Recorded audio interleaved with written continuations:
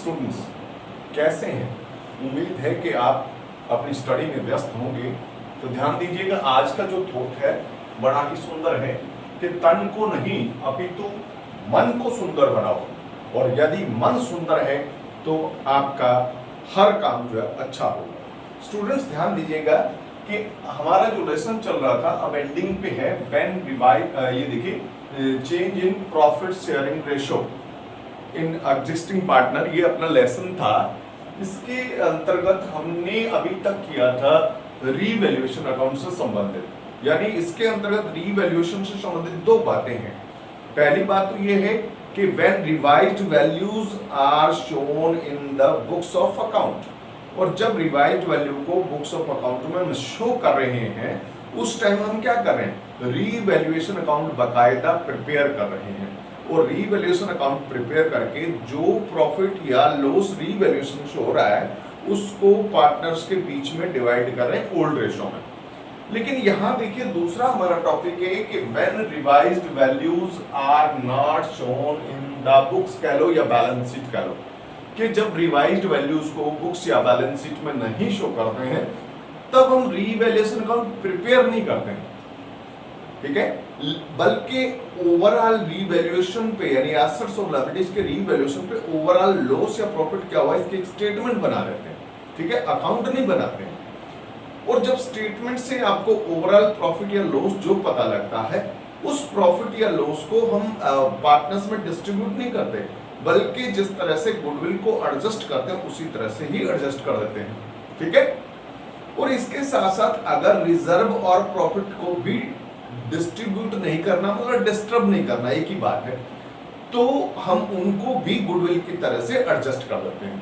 तो स्टूडेंट्स ये चीज मैं आपको इलस्ट्रेशन नंबर 42 के अंदर बता रहा हूं, इसको ध्यान से सुनिएगा। 42 नंबर इलस्ट्रेशन में लिखा है कि Brijesh, Charu and Dilip are partner sharing profits and losses in the ratio 3:1। Their balance sheet as at 31st March 2016 was as follows। Balance sheet में दे रखा है क्रेडिटर्स भी है, रिजर्व भी है, प्रॉफिट भी है, और इसी तरह से इन तीनों का कैपिटल दे रखा है।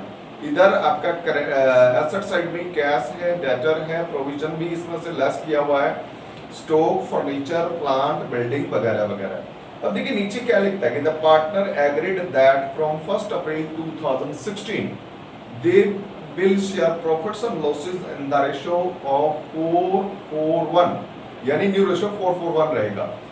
और they agreed that stock is to be valued at 20% less, यानी इसको कम करा जाएगा।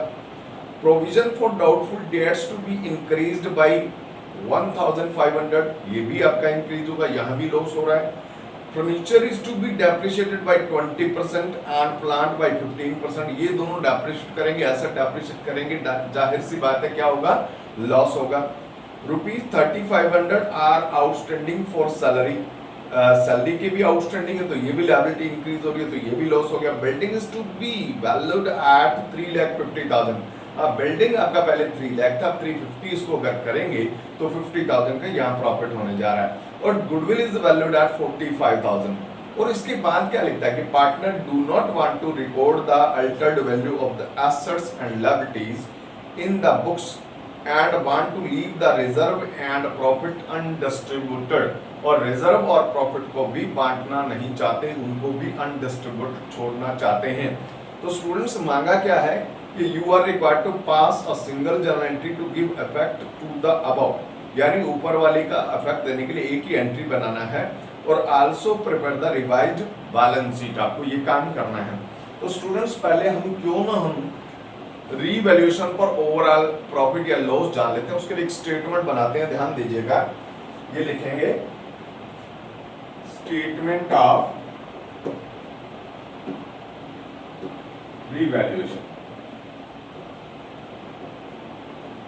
इस तरह से आपने लिख देना, ठीक है। स्टेटमेंट ऑफ रीवैल्यूएशन कैसे लिखेंगे, इसमें यहां लिखेंगे loss due to decrease in the value of stock, stock की वजह से कितना लॉस हुआ है। अब देखिए स्टॉक आपका कितना था, स्टॉक था आपका 180 और इस पे 20% लेस करना था, तो 36,000 का लॉस है और लॉस को अपने ब्रैकेट में यहाँ रखना है। ओके, और उसके बाद है loss due to provision for doubtful debts. Loss due to provision, देखिए ये 1500 से ही इंक्रीज करना था, तो ये 1500 का आपको लॉस हो गया, देखिए इस तरह से। और उसके बाद आप लिखेंगे फर्नीचर को भी डेप्रिशिएट करना था और प्लांट को भी, तो लिखेंगे loss due to decrease in furniture. Furniture में कितना 20% डिक्रीज हुआ है, मींस 6000, क्योंकि 30,000 का फर्नीचर है तो इसका 20% 6000 है। Loss due to decrease in plant, plant में देखिए 15% का डिक्रीज है और 15% से ये 2 लाख का 15% 30,000 हो जाएगा, 30,000 का ये भी लॉस ही है। और इसके बाद है कि outstanding loss due to increase इन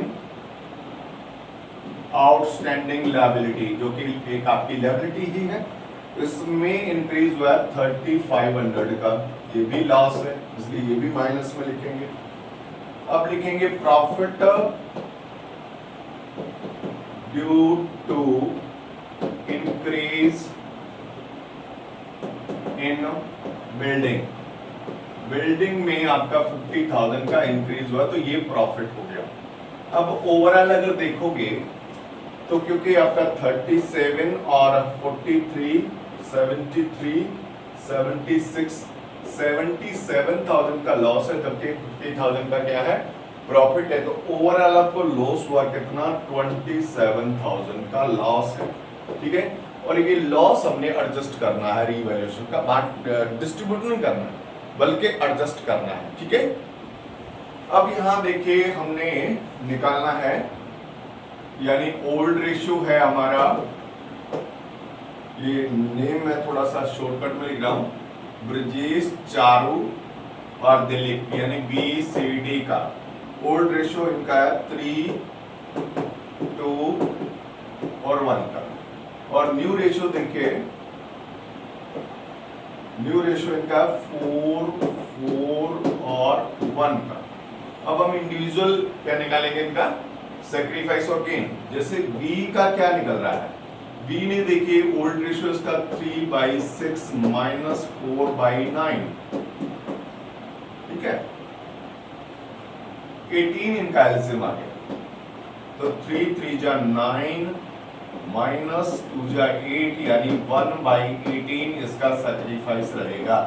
ठीक है, और इसी तरह से C का कैलकुलेट करेंगे, 2/6 minus 4/9 is equal to LCM वही 18 रहेगा, और 3 2 जा 6, और माइनस में यहां कर देंगे 8, यानी ये 2/18 इसका गेन रहेगा, 2/18 गेन। और D का अगर कैलकुलेट करेंगे तो D का आपका आएगा 1/6 minus 1/9 is equal to LCM वही 18 आएगा, और यहाँ 3 माइनस 2 यानी 1/18 क्या रहेगा, सैक्रिफाइस रहेगा। ये हमने इंडिविजुअल गेन और सैक्रिफाइस भी निकाल लिया। अब इसने क्या कहा है ध्यान दीजिएगा, एक तो ये तो हमने एडजस्ट करना ही करना है, ठीक है ना। अब अमाउंट टू भी, टोटल अमाउंट टू भी एडजस्टेड निकालेंगे, तो उसके लिए हमने क्या करना है, क्योंकि हमने रिजर्व को भी नहीं डिस्ट्रीब्यूट करना, तो इसके अंदर लिखोगे ऐड रिजर्व, कितना है आपका 42,000 का रिजर्व है, ये प्लस में है, और ऐड करेंगे प्रॉफिट इन लॉस, प्रॉफिट है, ऐड करेंगे P&L जो कि आपका प्रॉफिट है 21,000 देखिएगा, और गुडविल भी एडजस्ट करनी है, तो ऐड कर दोगे क्या, गुडविल ऐड क्या करना है, 45,000 गुडविल, ऐड गुडविल, और कोई एडजस्ट करने वाला नहीं है।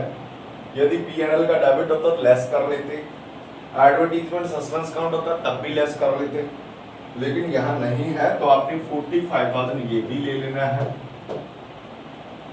टोटल करेंगे, देखिए ये हो गया आपका 1 लाख और 8,000। 1 लाख 8,000 में से अगर हम 27,000 माइनस करेंगे तो 81,000 बन जाएगा, प्लस का 81,000। इसको हमने इसमें से अमाउंट को एडजस्ट करना। अब हमें क्या निकालना है, अमाउंट टू बी एडजस्टेड, और अमाउंट टू बी एडजस्टेड कितना होगा 2/18। इसका 2/18 लिखेंगे, अमाउंट टू बी एडजस्टेड 2/18 इसका कर देंगे हम, ठीक है। तो 9,000 ही आएगा। कितना आएगा, 9,000 को एडजस्ट करना है। तो इसमें गेनर क्या होता है, डेबिट होता है, और गेनर कौन है, सी। तो आपने एंट्री बनानी है, C is capital account debit to B is capital, और टू कर देंगे डी इज कैपिटल। देखिए यहां कर देंगे 9,000 और ये 4,500 ईच, इनको हमने क्रेडिट कर देना है। ये स्टूडेंट एक सिंगल एंट्री बन गई, एडजस्टमेंट के लिए हो गया। अब हमने क्या बनाना, बैलेंस शीट बनाना है। ध्यान दीजिएगा, बैलेंस शीट हम कैसे बनाएंगे, ये देखिए थोड़ा मेरे पास स्पेस कम है,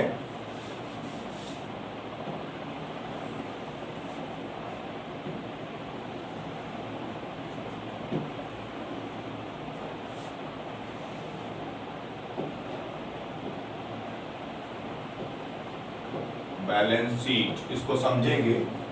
ध्यान दीजिएगा, बैलेंस शीट के अंदर ऑलरेडी जो बैलेंस शीट है उसको देखना है, और क्योंकि रिवाइज्ड वैल्यू को हमने शो नहीं करना है, इसलिए किसी भी तरह के परिवर्तन को आप शो नहीं करेंगे। बाकी सारी चीजें एज इट इज दिखाएंगे। हाँ, ये और करना क्या है, बाकी सारी चीजें एज इट इज दिखानी है। इसके अलावा आपने क्या करना है, इसके अलावा आपने जो कैपिटल के बैलेंस है वो नए वाले दिखाएंगे। और नए वाले कैपिटल बैलेंस कैसे होंगे कि सी का जो है वो डेबिट हुआ है 9,000 से, तो माइनस कर देना, जितना ऑलरेडी कैपिटल है उसमें से 9,000 माइनस करके दिखाना है। और जो बी और डी है इनका 4,500 बैलेंस प्लस करके दिखाया जाएगा। तो देखिएगा यहाँ पर क्रेडिटर में तो हमने कोई चेंज नहीं किया था, तो क्रेडिटर वैसे चेंज आपने दिखाना भी नहीं है। क्रेडिटर्स हमारे कितने रहेंगे, 87,000 के पहले थे, और 87,000 ही आपके बने रहेंगे।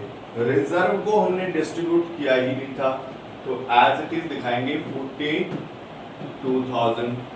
इसी तरह से प्रॉफिट एंड लॉस जो है वो आपका कितना था, 21,000, वो भी हमने यही एज इट इज दिखाना है। और कैपिटल अकाउंट में जैसा कि मैंने आपको बताया था, कैपिटल अकाउंट जो है जैसे यहाँ सी डेबिट हुआ है, तो सी का जो आपने 9,000 कम कर देना है, और बी का आपने 4,500 ऐड करना है। यहाँ लिखेंगे कैपिटल, देखिए बी का 3,45,000 यानी हमने 4,500 ऐड कर दिया।